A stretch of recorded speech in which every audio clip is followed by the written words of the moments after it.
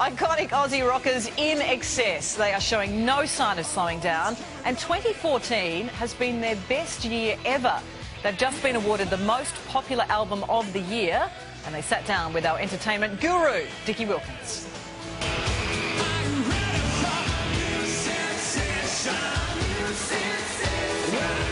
When INXS exploded onto the scene in the 1980s, they created a new sensation that would last a lifetime. What an incredible year it has been. Did you see it coming? I suppose when we started reading the script for this miniseries, yeah, had an inkling.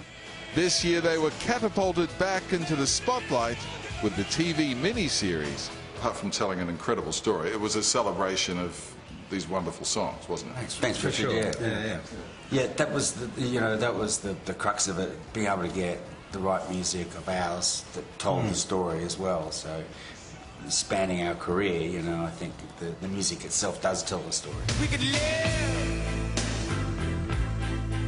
for 1,000 years. In hindsight, it all looks like a brilliant, genius plan. The album's all back on the charts, this quadruple platinum best of INXS. Did you see that coming? We were obviously hoping that the best of would get the traction, that it did, but we didn't really expect anything. It was just we were hoping that obviously that the music would get back into people's minds and hearts.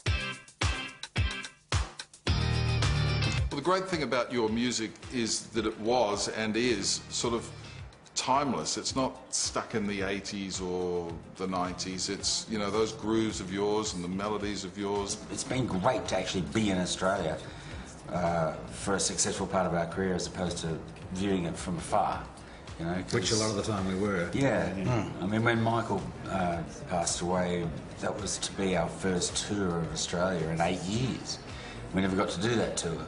So we felt like we constantly missed out. But right from the early days, right from the early 80s, you were marketed and positioned and worked as an international band, which you had to do to do what you did. But you'd be based in the States. When we looked at the possibility of us going overseas, one of the first things that occurred to us was the old road was not the path for us, and that to go to the US was good. They embrace success too. They're not afraid of it. You just keep greasing the wheels. You go as fast as you want, as Michael used to say.